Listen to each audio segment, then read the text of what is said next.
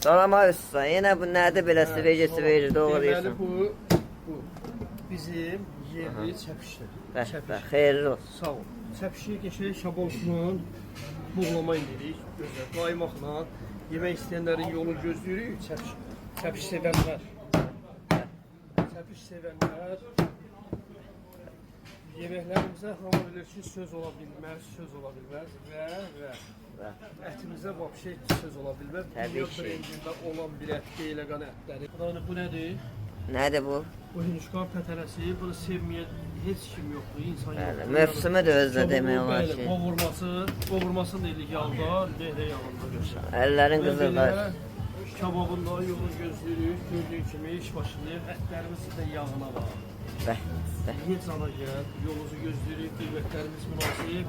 Samovar sayda bizim adımızdan, restoranımızın adından sizlər üçün hədiyyədir. Yolunuzu gözləyirik.